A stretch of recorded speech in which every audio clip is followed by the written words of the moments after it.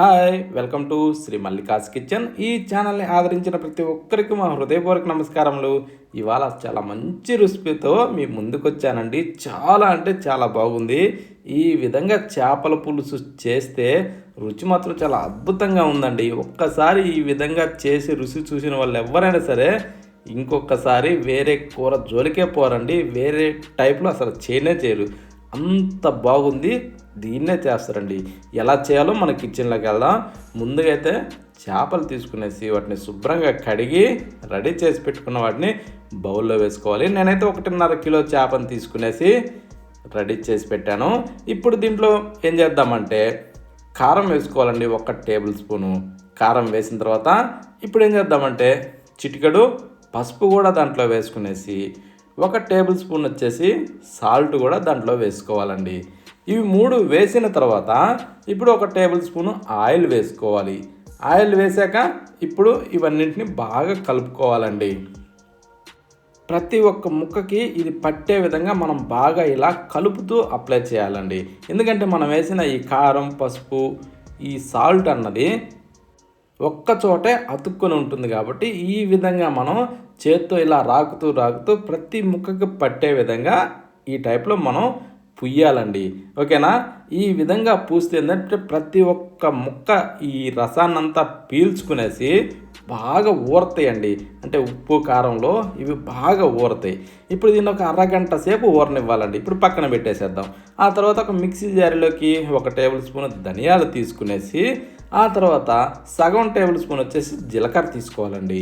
ఇప్పుడు కొద్దిగా మెంతులు కూడా తీసుకుందాం. ఈ మూడింటిని ఏం చేద్దామంటే మెత్తగా గ్రైండ్ చేయాలండి. అంటే మెత్తగా పొడిగావు, కొంచెం బరకగా వస్తుంది, పర్వాలేదండి. ఇప్పుడు దీంట్లో వెల్లుల్లి గడ్డని ఒకదాన్ని వేసేసుకుందాం. వేసాక ఇప్పుడు దీన్ని మళ్ళీ గ్రైండ్ చేసుకోవాలండి. గ్రైండ్ చేస్తే చూడండి ఈ టైప్లో వస్తుంది. కానీ ఈ స్మెల్ కంపల్సరీ దానికి కావాలండి. చాలా బాగుంటుంది. ఈ పొడిని మాత్రం మిస్ కావద్దు. దీన్ని ఒక బౌల్లో వేసి పక్కన పెట్టేసి అదే మిక్సీ జారీలో టమోటాలు వేసుకుందామండి. అంటే ఒక 3 మంచి ఎర్రటి పండ్లు తీసుకునేసి పెద్ద ముక్కలుగా కట్ చేసి మిక్సీ జారీలో వేసుకోవాలి. ఎందుకంటే ఇప్పుడు మనం గ్రైండ్ చేస్తాం కాబట్టి పెద్ద ముక్కలైనా పర్వాలేదు. ఈ విధంగా మనకి పేస్ట్ చేసుకుంటే సరిపోద్ది. దీంట్లో నీళ్లు పోసే అవసరం లేదండో. ఇలా ఇప్పుడు దీన్ని పక్కన పెట్టేసి స్టవ్ ఆన్ చేసి ఒక ప్యాన్ పెట్టుకుందాం. ఆ ప్యాన్లో ఇప్పుడు 2 టేబుల్ స్పూన్ల వరకు ఆయిల్ వేసుకుందామండి. అంటే కొంచెం ఎక్కువ తక్కువైనా ఇబ్బంది ఏం లేదు చేపల పులుసులో. ఇప్పుడు కట్ చేసిన ఉల్లిపాయలు ఒక 2ని అందులో వేసుకునేసి ఇలా కలుపుతూ మంచి కలర్ వచ్చేదాకా వీటిని మనం వేగనివ్వాలండి. అంటే గోల్డెన్ బ్రౌన్ కలర్ ఇవి రావాలి. ఈ విధంగా వచ్చిన తర్వాత ఇప్పుడు దీంట్లో మనం ఏం చేద్దామంటే చిటికెడు పసుపు వేసుకుందాం. వేసాక 4 రెమ్మల కరివేపాకు దూసి దాంట్లో వేసుకునేసి కాస్తలా మిక్స్ చేసుకుంటూ దీన్ని బాగా కలర్ వచ్చేదాకా వేగనివ్వాలండి. ఈ విధంగా కలర్ వచ్చాక దీంట్లో ఇందాక గ్రైండ్ చేసిన ఆ మసాలా పొడిని దీంట్లో వేసుకుందాం. అంటే ధనియాలు, జీలకర్ర, మెంతులు ఇవి పొడి వేసిన తర్వాత ఇలా కలుపుతూ దీన్ని కాస్త పచ్చి వాసన పోయేదాకా వేగనివ్వాలండి. ఇలా వేగిన దాంట్లో ఇప్పుడు గ్రైండ్ చేసిన టమోటా పేస్ట్ని వేసేసుకుందాం.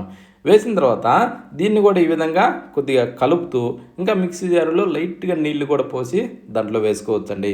ఇలా కలుపుతూ దీన్ని మంచి కలర్ వచ్చేదాకా ఇలా బాగా వేగనివ్వాలండి. ఓకేనా?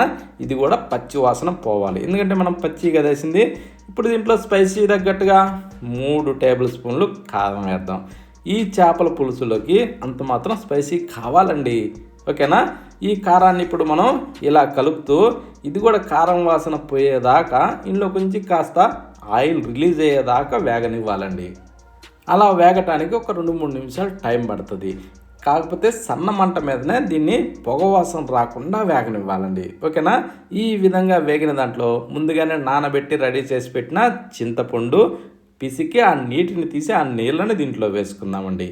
నీళ్లు మనకి ఎన్ని అవసరమో అన్నీ ఎక్స్ట్రా కూడా నీళ్లు పోసుకోవచ్చు. ఓకేనా? ఈ చింతపండు నీళ్ళే కాకుండా మనకు పులుసు ఎంత అవసరమో దాన్ని చూసుకునేసి మరి కొద్దిగా నీళ్లు కూడా పోసుకోవచ్చండి. పోసిన తర్వాత ఇప్పుడు మనం ఏం చేద్దామంటే రుచికి సరిపడా సాల్ట్ వేసుకోవాలి. ఎక్కువ తక్కువ చూసుకునేసి ఇప్పుడే వేసేసుకుంటే రుచి చాలా బాగుంటుందండి. ఇప్పుడు దీంట్లో ఒక 3 పచ్చిమిరపకాయలను ఇలా చీర్చి దాంట్లో వేసి ఇప్పుడు ఇలా కొద్దిగా మిక్స్ చేసుకొని ఉప్పు అవన్నీ కలిసేటట్టు ఇప్పుడు మూత పెట్టి ఈ పులుసును బాగా మరగనివ్వాలండి. ఒక 2-3 నిమిషాల పాటు ఇలా తుకతుక అంటూ మరగనివ్వాలి. ఇలా మరిగిన దాంట్లో ఇప్పుడు మనం ఏదైతే అరగంట ఊరబెట్టామో చేపల్ని, ఆ చేపలను తీసుకుంటూ దీంట్లో వేసుకోవాలండి. అంటే ఒక్కొక్క చేపను తీసుకుంటూ వేసుకుంటే ఇరిగిపోకుండా స్మూత్గా ఉండే విధంగా వేసుకోవాలండి. ఈ విధంగా ఒక్కొక్క చేప దాంట్లో పెట్టుకుంటూ నిదానంగా వేసుకోవాలి. ఆ తర్వాత ఏంటంటే గెంటి పెట్టి మాత్రం పసపస కలబెట్టకూడదండి. చేపల పులుసుకు మాత్రం ఎప్పుడే కానీ గెంటి పెట్టి కలబెట్టకుండా ఈ విధంగా మనం ఏం చేయాలంటే తిప్పుకోవాలండి. ఈ టైప్లో మనం తిప్పుకుంటే ఇది బాగా కలిసిపోద్దండి ముక్కకి. ఇంకా ఏంటంటే మధ్యలో కూడా మనం ఉడికించేటప్పుడు మధ్యలో కూడా అప్పుడప్పుడు కొంచెం అడుగు పట్టుకోకుండా ఇలా తిప్పుకుంటూ మనం దీన్ని ఒక 10 నిమిషాల పాటు అయితే ఉడికించుకోవాలి. ఓకేనా? అప్పుడే ఈ చేప ముక్కలు ఏంటంటే అడుగున అతుక్కునేసి ఇరిగిపోకుండా సింపుల్గా సూపర్గా ఉడికిపోయి సూపర్గా రెడీ అవుతాయండి. ఓకేనా? మధ్య మధ్యలో మాత్రం అలా తిప్పడం మాత్రం ఎవ్వరూ మిస్ కావద్దు. ఇప్పుడు ఈ విధంగా ఉడికించిన దాంట్లో కొత్తిమీర చల్లుకునేసి ఒక్కసారి టేస్ట్ చూసుకునేసి ఏ విధంగా ఉన్నది, చేప ముక్క ఎలా ఉడికిందని, పులుసు ఏ విధంగా మనకి అవసరమో అంటే చిక్కగా కావాలన్నా కొంచెం పలచగా కావాలన్నా అది మనం ఆ పులుసును చూసుకునేసి దాన్ని బట్టి స్టవ్ ఆఫ్ చేసుకోవాలండి. ఇది ఇప్పుడు మనకు కొంచెం పలచగా కనపడ్డా కాసేపటికంటే ఒక 2 గంటలు గంట ఆ తర్వాత చిక్కబడిపోద్దండి. ఓకేనా? అందుకోసమనే మనం ముందుగానే ఎంత పులుసు అవసరమో దాన్ని బట్టి స్టవ్ ఆఫ్ చేసుకోవాలి. చేప ముక్క కూడా సూపర్గా ఉడికిపోద్దండి. ఓకేనా? కూర మాత్రం ఈ విధంగా చేయండి, రుచి చాలా అద్భుతంగా ఉంటుంది. కానీ ఇలా చేసిన వెంటనే వేడి మీద తింటే రుచి అనిపించదండి. చేపల కూర ఎప్పుడైనా సరే ఎంత మాగితే అంత రుచిగా ఉంటుందండి. ఆ విధంగా చేసుకోవాలి.